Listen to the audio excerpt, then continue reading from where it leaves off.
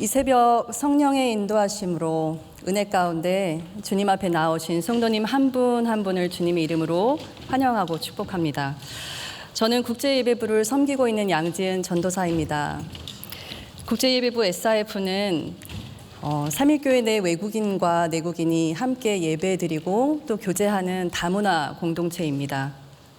오늘 문화와 언어의 그 벽을 넘어서 그리스도 안에서 한 성령으로 한 마음으로 하나님을 찬양하게 하신 주님께 이 모든 영광 올려드립니다.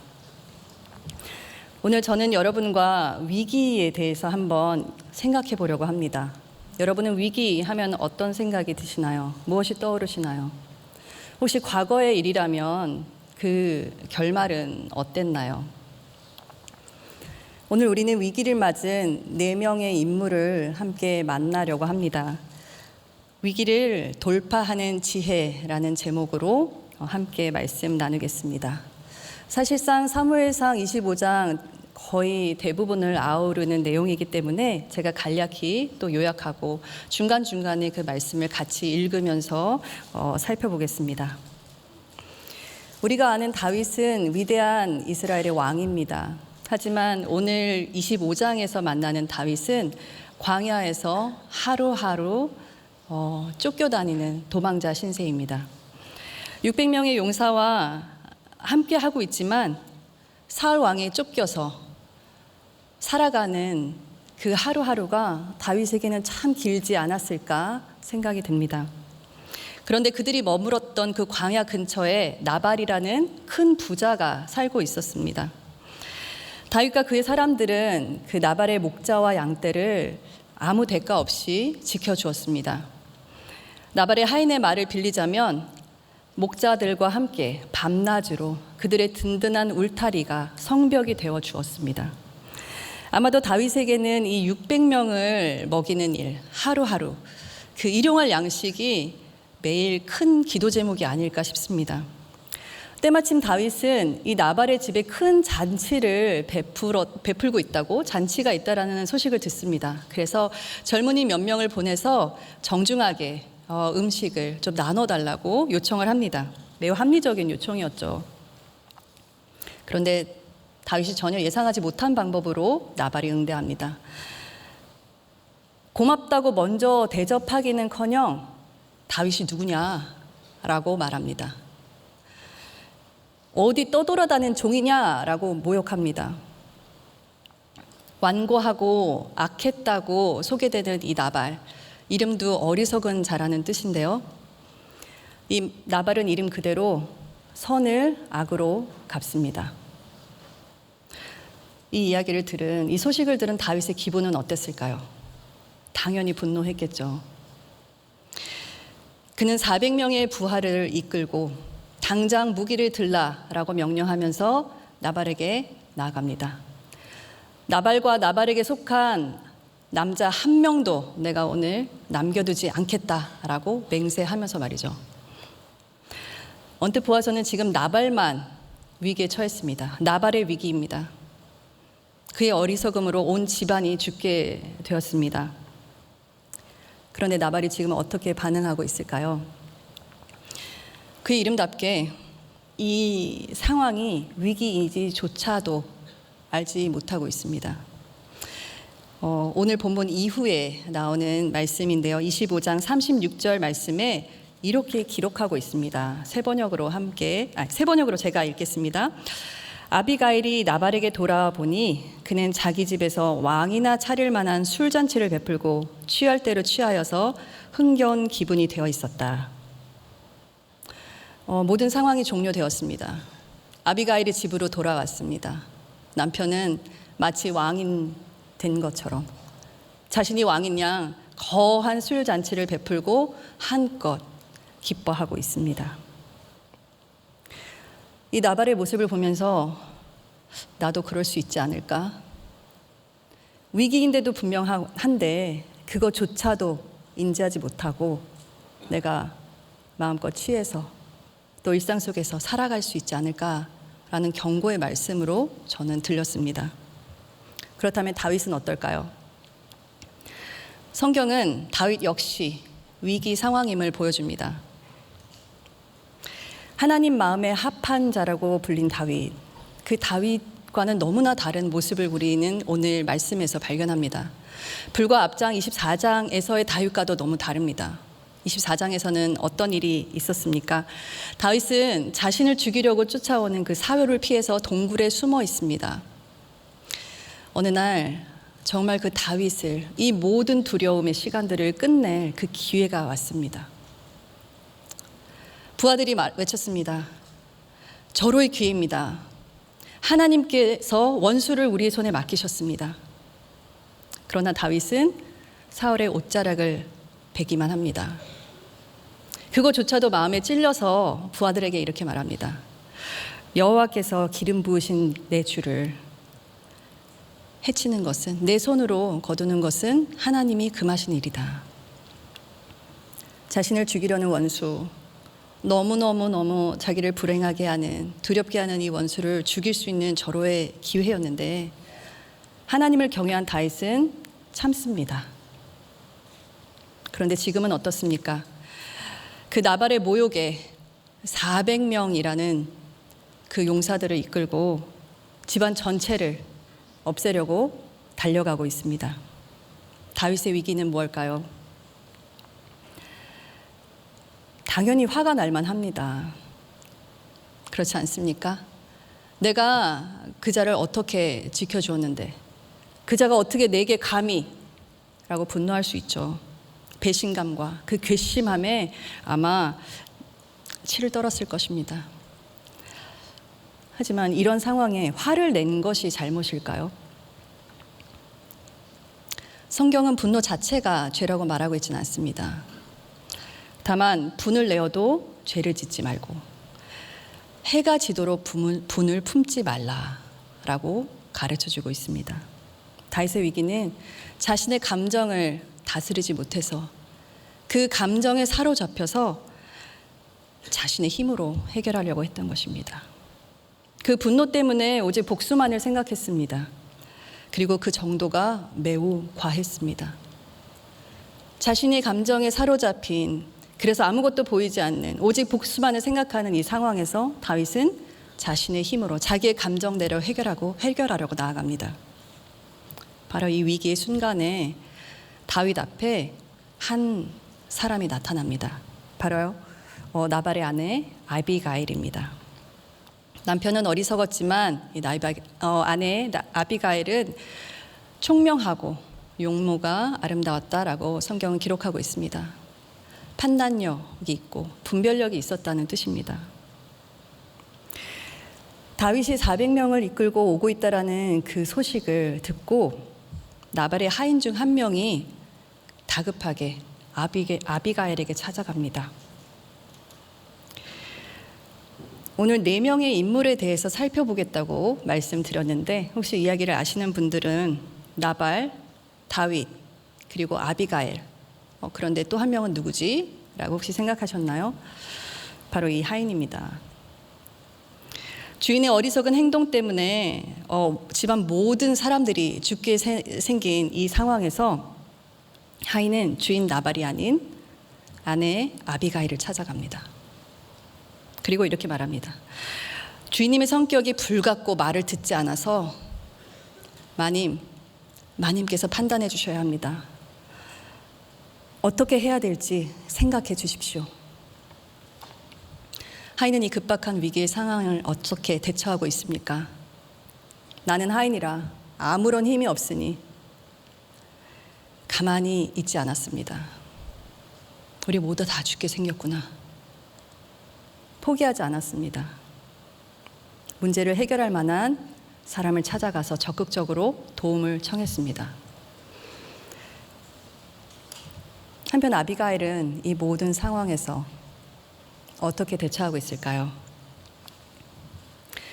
우선 이 상황을 자초한 남편을 원망했다는 말씀이 없습니다.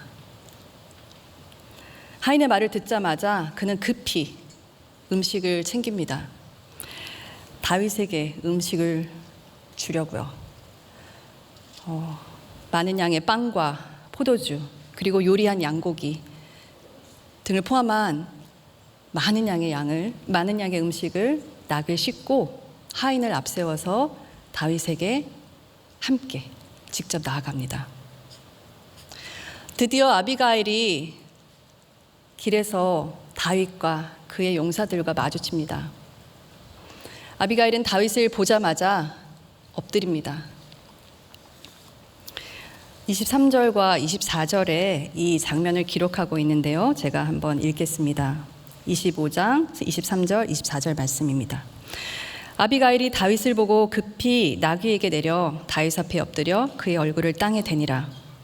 그가 다윗의 발에 엎드려 이르되 내 주여 원하건대 이 죄악을 곧 내게로 돌리시고 여종에게 주의 귀에 말하게 하시고 이 여종의 말을 들으소서. 아비가일은 우선 철저히 자신을 낮춥니다. 오만했던 남편 나발과는 전혀 다른 모습입니다. 그리고 남편 대신 용서를 구합니다. 남편의 그 어리석음을 자신의 책임으로 돌립니다. 지금 아비가일은 하나님이 기름 부으신 그 다윗과 그 용사 400명을 멈춰 세웠습니다. 얼마나 무서웠을까요? 그럼에도 그는 엎드린 채 말합니다. 그리고 많은 말을 합니다. 중요한 내용이라 조금 길지만 함께 우리가 읽어보면 좋겠습니다. 27절에서 31절까지의 말씀입니다. 25장 27절에서 31절까지의 말씀 우리가 함께 읽겠습니다. 여종이 내 주께 가져온 이 예물을 내 주를 따르는 이 소년들에게 주게 하시고 주의 여종의 허물을 용서하여 주옵소서. 여호와께서 반드시 내 주를 위하여 든든한 집을 세우시리니 이는 내 주께서 여호와의 말씀을 쌓으시며 내 주의 일생에 내 주께서 악한 일을 찾을 수 없음이니이다. 사람이 일어나서 내 주를 쫓아 내 주의 생명을 찾을지라도 내 주의 생명은 내 주의 하나님 여호와와 함께 생명싸개 속에 쌓였을 것이요 내 주의 원수들의 생명은 물매로 던지듯 여호와께서 그것을 던지시리이다. 여호와께서 내 주에 대하여 하신 말씀대로 모든 선을 내 주에게 행하사 내 주를 이스라엘의 지도자로 세우실 때 내 주께서 무죄한 피를 흘리셨다든지 내 주께서 친히 보복하셨다든지 함으로 말미암아 슬퍼하실 것도 없고 내 주의 마음에 걸리는 것도 없으시리니 다만 여호와께서 내 주를 후대하실 때에 원하건대 내 주의 여종을 생각하소서 하니라. 아멘. 앞에서도 살펴보았듯이 지금 이 시간에 남편 나발은 거한 술잔치를 베풀고 기뻐하고 있습니다. 아비가일은 그 나발에게 이 일을 알리지 않고 다윗에게 나왔습니다. 그리고 다윗에 엎드려 이렇게 말합니다. 목숨 걸고 하는 이야기입니다. 지금 다윗에게 뭐라고 하고 있습니까? 다윗을 내 주라 부르면서 자신을 낮추고 이렇게 말합니다. 하나님께서 왕으로 세우신 존귀하신 분입니다. 여호와 하나님이 내 주의 주님이시지 않습니까? 내 주의 감정대로 이렇게 칼을 휘두르실 분이 아닙니다. 하나님께서 내 주의 생명을 지키시고 또 원수를 친히 심판하실 것입니다. 의로운 길을 가고자 하는 내 주께서 왜 후회할 일을 하십니까? 왜 죄를 지으려 하십니까? 그 미래의 결과를 생각해 보시고 지금 이 순간 선택해 주시옵소서. 다윗은 아비가일의 말을 끝까지 듣습니다. 오늘 함께 봉독한 그 말씀은 이 아비가일의 말을 듣고 한 다윗의 대답입니다.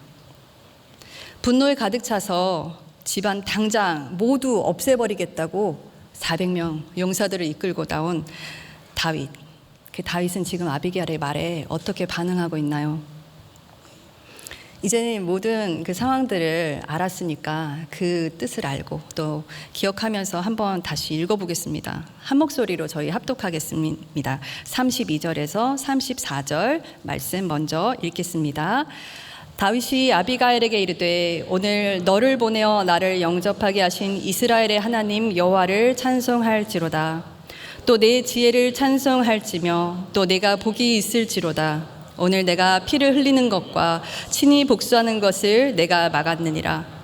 나를 막아 너를 해하지 않게 하신 이스라엘의 하나님 여호와의 살아계심을 두고 맹세하노니 내가 급히 와서 나를 영접하지 아니하였다면 밝은 아침에는 나발에게 한 남자도 남겨두지 아니하였으리라 하니라. 아멘.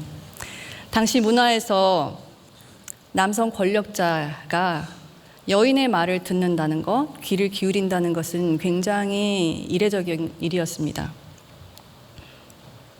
그런데 아비가일의 말을 다 들을 뿐만 아니라 다 듣고 나서 지금 다윗이 뭐라고 이야기합니까?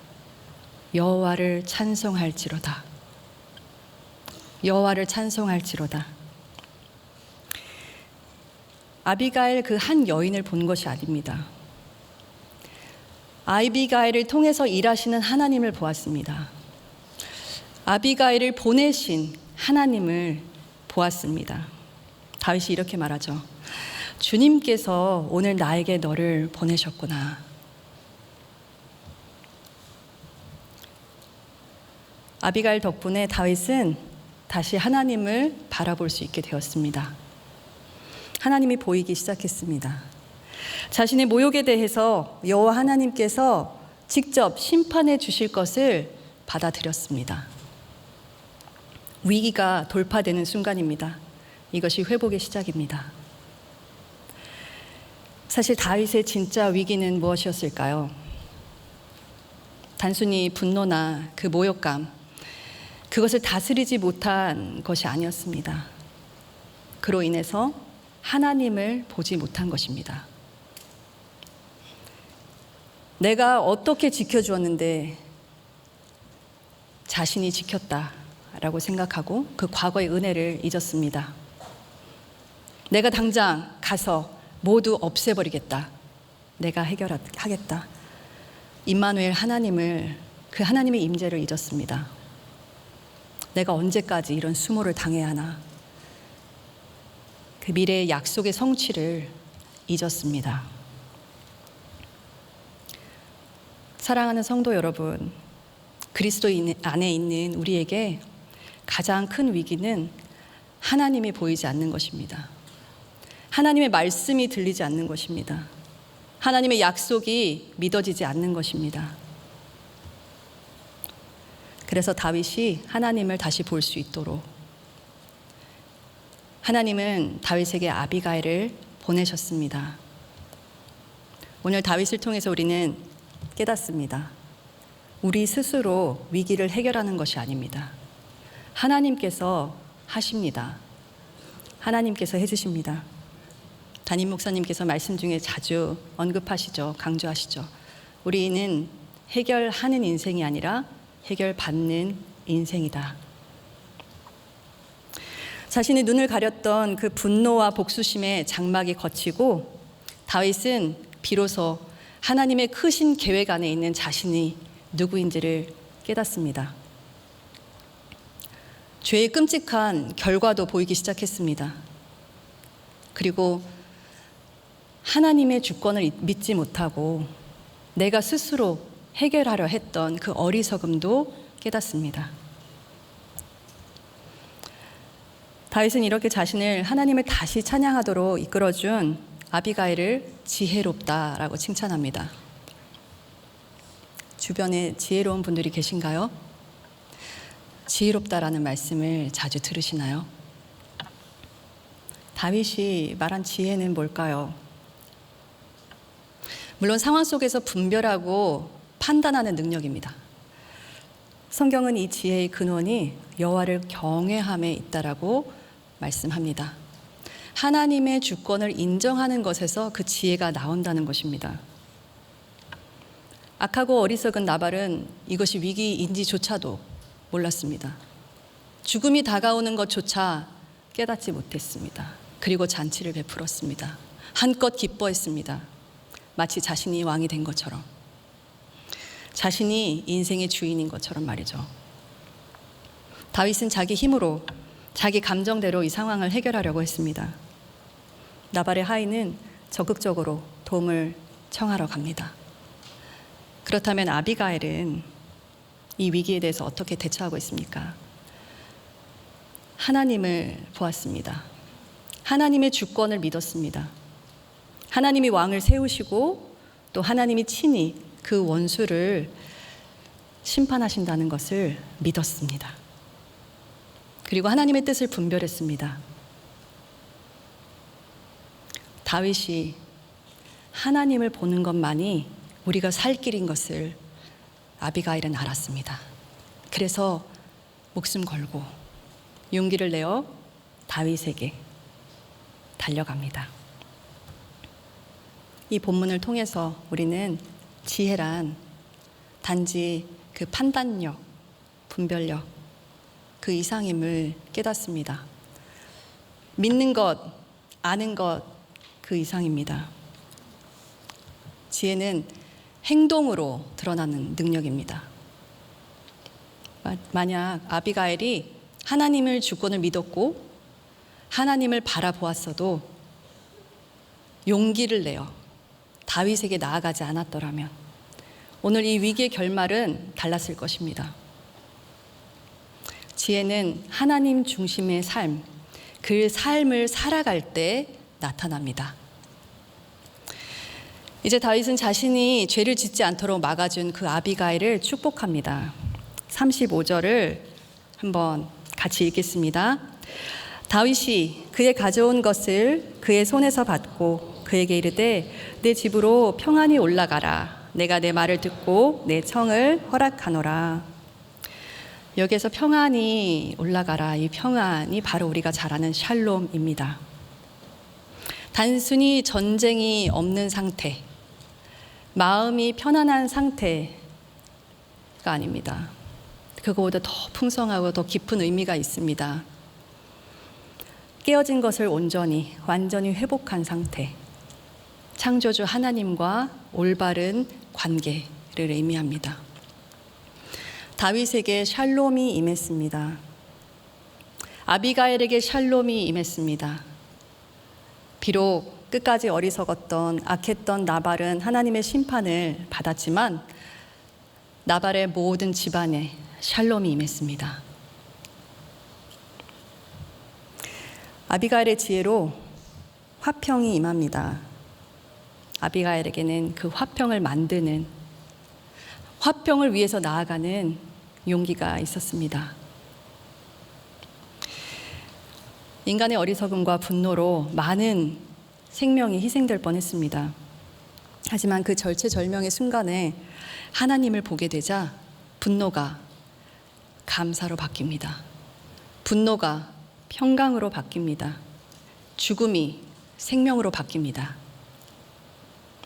인간의 어리석음으로 초래한 이 위기 순간조차도 하나님은 그냥 두시지 않고 화평의 용사, 화평의 통로를 보내신 것입니다. 아비가일을 통해서 드러난 이 지혜를 보면서 우리는 한 분을 떠올리게 됩니다. 바로 예수 그리스도입니다. 사랑하는 성도 여러분, 우리 인간에게 있어서 가장 큰 위기는 뭘까요? 죽음입니다. 영원한 죽음입니다. 돌이킬 수 없기 때문입니다. 도저히 인간 스스로 이 죽음을 해결할 수 없었습니다. 그런데 하나님은 오늘 다윗에게 아비가일을 보내셔서 그 화평의 통로를 통하여 평안이 임하게 해주신 것처럼, 피를 먹게 해주신 것처럼 세상의 모든 죄와 사망의 권세로부터 우리를 구원하시기 위해 예수 그리스도를 보내주셨습니다.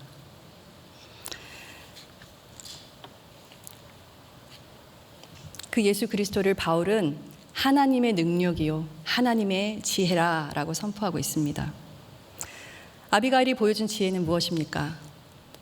먼저 자신을 철저히 낮추고 죄가 없었지만 다른 사람의 죄를 내 죄로, 내 책임으로 돌렸습니다. 피 흘림을 막기 위해서 스스로 나아가서 화평케 하는 자가 되었습니다. 죽음의 위기를 생명으로 바꾸었습니다. 죽음을 멈추었습니다. 이러한 그의 행동이 우리 구주 예수 그리스도를 떠올리게 합니다. 예수님은 죄 없으신 분이지만 우리의 모든 죄를 대신하여 십자가를 지셨습니다. 하나님의 진노와 죄인된 우리 사이에 서셔서 화목케 하셨습니다. 하나님의 뜻에 온전히 끝까지 순종하셔서 십자가를 지시고 또 부활하심으로 우리를 죽음에서 영원한 생명으로 또 저주를 축복으로 절망을 소망으로 바꾸어 주셨습니다. 우리의 두려움이 이제는 평강으로 바뀌었습니다. 아멘. 모든 인간이 죄로 인해서 죽을 수밖에 없는 상황이었지만 그 위기를 예수님께서 십자가의 죽음과 부활로 돌파하셨습니다. 죽음도 이기신 그 예수 그리스도께서 우리와 함께 하십니다. 그렇다면 우리에게 두려운 위기는 무엇일까요? 그리스도 안에 있다면 우리가 두려워할 만한 위기는 딱 한 가지입니다. 하나님이 보이지 않는 것, 하나님의 말씀이 들리지 않는 것, 하나님의 약속이 믿어지지 않는 것입니다. 그 외에 두려워할 만한 위기는 없습니다. 바울이 담대히 이렇게 기록합니다. 로마서 8장 37절 말씀을 우리 함께 믿음으로 선포하겠습니다. 그러나 이 모든 일에 우리를 사랑하시는 이로 말미암아 우리가 넉넉히 이기느니라. 아멘. 그리스도 안에서 모든 위기를 돌파할 지혜가 우리 안에 있습니다. 이미 다 주셨습니다.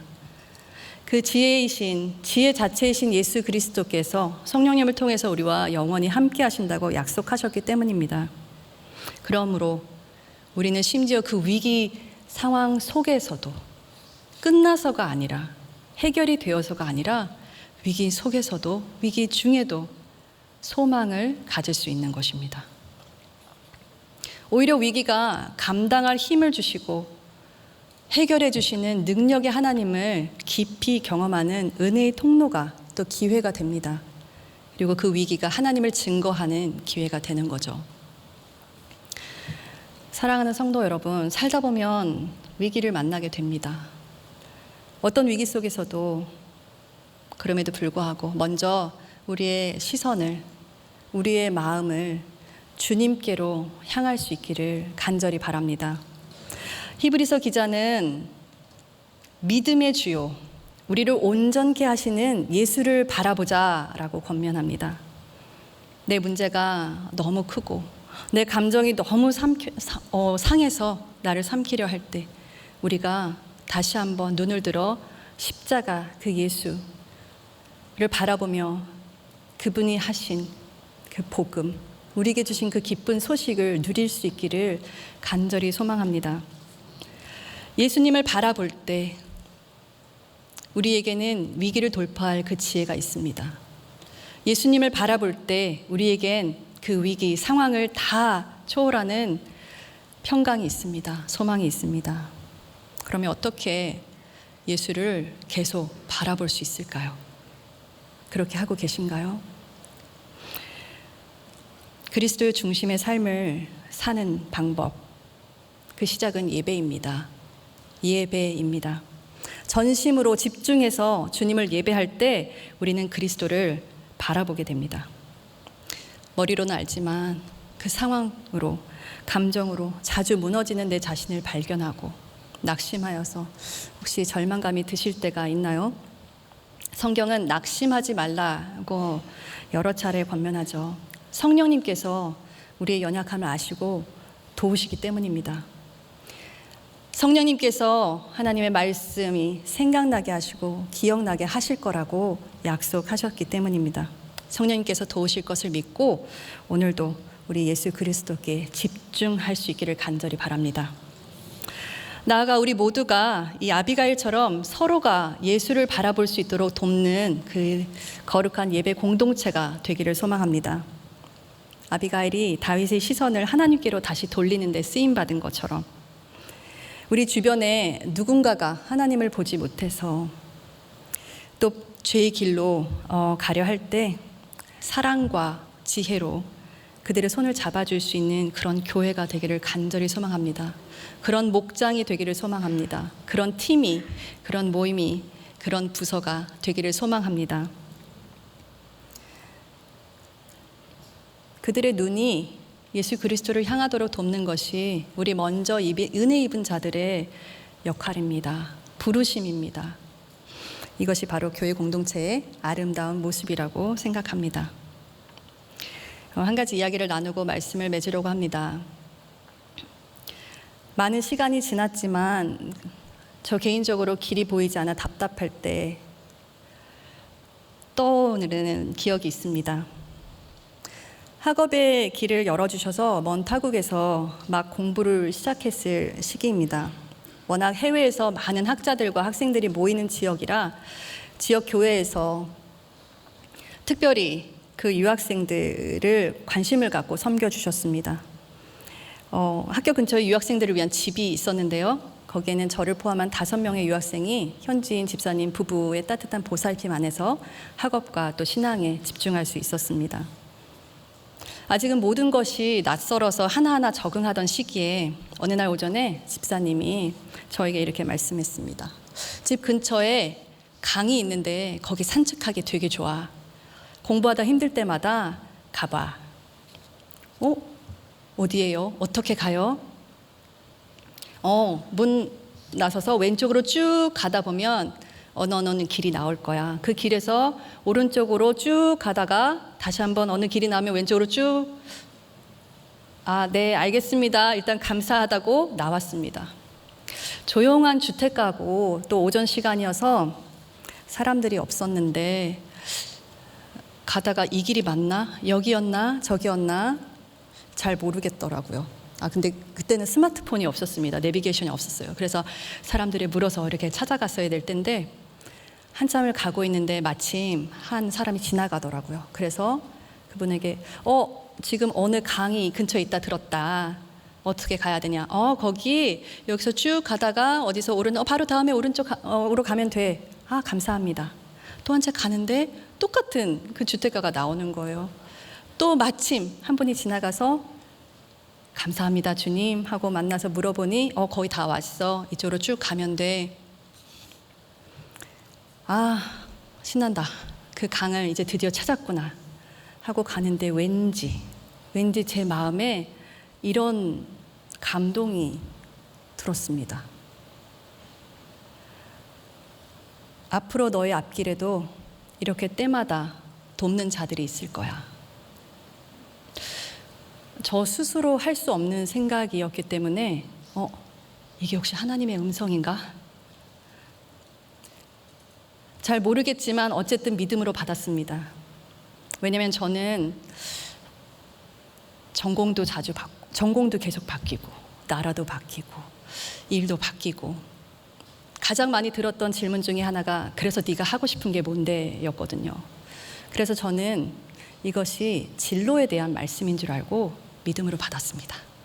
내가 갈 길을 알지 못할 때마다 하나님께서 돕는 자를 붙여주셔서 그 진로를 명확하게 보여주시겠구나.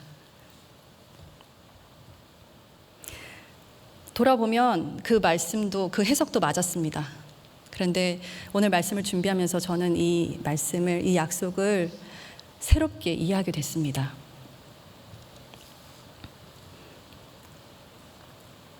내가 하나님이 보이지 않을 때마다 하나님을 볼 수 있도록 하나님이 사람들을 보내주신다는 의미였구나. 그들이 나의 돕는 자들이었구나. 그것이 정말 내가 바른 길로, 의로운 길로 갈 수 있도록 보내주신 하나님의 사람들이었구나. 삶을 통해서 말씀을 더 가까이 하고 하나님을 더 갈망하고 그래서 결과적으로 하나님을 더 사랑할 수 있도록 해준 그런 분들이구나. 최근에 저에게 가장 큰 위기는 가장 길이 보이지 않았던 순간은 오늘 이 자리에 서야 한다는 것을 처음 알았을 때였습니다. 너무 두렵고 사실 믿기지 않았습니다. 하나님 저요?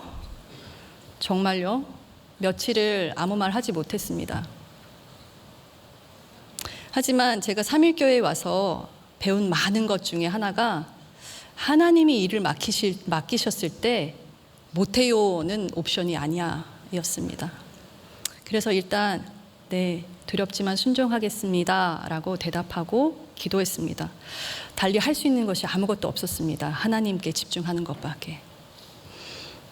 그래서 맡겨주셨을 때는 감당할 힘을 주신다라는 말씀을 붙들고 믿음으로 하나님께 구했습니다. 집중했습니다. 하나님, 어떤 예배를 원하십니까? 하나님, 왜 그날입니까? 하나님, 그날 최고의 예배가 되기를, 최고의 예배를 드릴 수 있기를 원합니다. 최고를 생각하는데 또 이 말씀을 생각나게 하시더라고요. 이는 내 능으로도 아니고 힘으로도 아니고 나의 영으로 하느니라. 그 최고란 어떤 결과의 최고가 아니라 우리의 마음을 전부를 드리는 것, 내가 온전히 하나님께만 집중하는 것, 그것이 최고의 예배구나. 그래서 저뿐만 아니라 제가 섬기는 국제예배부, SIF 모든 성도들이 한 사람 한 사람 함께 마음으로 최고를 올려드릴 수 있기를 같이 꿈꾸며 기도했습니다. 어떤 예배가 최고의 예배일까 묵상하며 기도하는 가운데 최근에 우리 부서에서 나눴던 말씀이 생각났습니다. 누가복음 7장의 향유 옥합을 깬 여인의 이야기입니다. 죄인인 자신이 얼마나 큰 용서를 받았는지를 알았기에 그 여인에게는 예수님이 가장 중요해졌습니다. 다른 사람들의 시선이나 수군거림, 물론 아팠겠죠. 그러나 예수님보다 중요하지 않았습니다. 예수님이 오신다는 그 말씀을 듣고 정말 자신의 가장 값진 것, 귀한 것을 들고 온전히 예수님께 집중하며 고정하고 시선을 고정하고 나아갑니다. 그리고 엎드려서 자신을 드립니다. 마음만큼은 전부를 드리는 예배, 우리의 일상에서, 선교지에서, 출장지에서, 여행지에서 그 예배를 드릴 수 있기를 간절히 소망합니다. SIF 공동체를 섬기면서 제가 많은 은혜를 경험하고 있는데요. 그 중에 하나는 외국인 한 명 한 명을 통해서 그 민족을 품게 하신다는 것을 깨달은 것입니다. 우리의 예배를 통해서 이 땅에 나그네들이 정말 하나님을 경험하고 하나님께 눈이 열리고 하나님을 볼 수 있어서 돌아갔을 때는 하나님의 부활의 증인으로 담대히 복음을 선포할 수 있는 제자들이 되기를 소망합니다. 그래서 민족의 가슴마다 피 묻은 그리스도를 심어서 정말 이 교회 안에 그리스도의 계절이 오기를 간절히 소망합니다. 이 땅에 하나님의 나라가 임하기를 간절히 구합니다. 그래서 한 손에는 복음을 들고 한 손에는 사랑을 들고 온 땅 구석구석 누비는 그런 선교가 되기를 소망합니다. 그런 교회가 되기를 소망합니다. 그런 나라가 되기를 소망합니다. 우리 간절한 소망을 담아서 그리스도의 계절 함께 찬양하시겠습니다.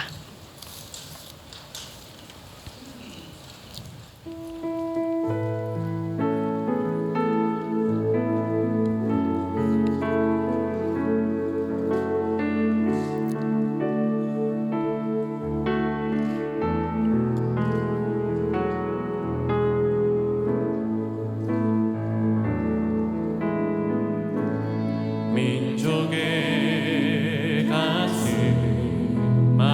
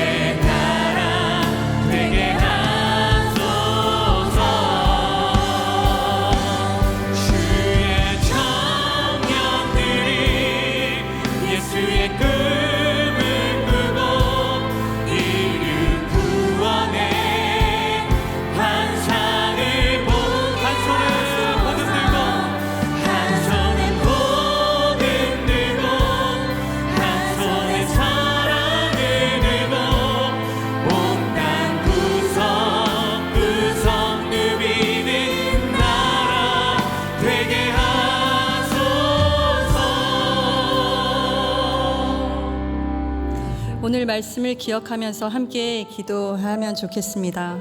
주님, 각자의 삶 속에서 지금 직면하고 있는 크고 작은 위기들을 주님께 맡기고 의지할 수 있도록 도와주시옵소서.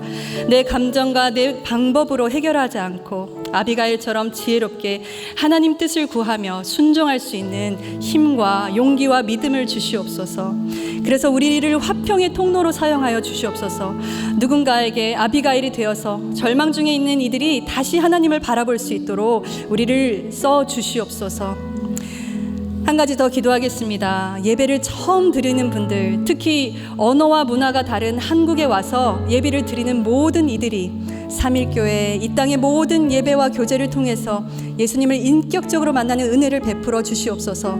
특별히 예배가 예배되게, 또 교회가 교회되도록 헌신하여 섬기는 모든 손길들을 주님께서 기억하시고 복 내려주시기를, 그 주님 안에서 참 기쁨으로 감사하며 섬기도록 함께 기도하겠습니다. 함께 기도하시겠습니다. 하나님 아버지, 주님 감사합니다. 주님께서 오늘 저희에게 또 말씀하여 주시고 또 귀를 열어 듣게 하시니 주님 감사합니다. 아버지 하나님,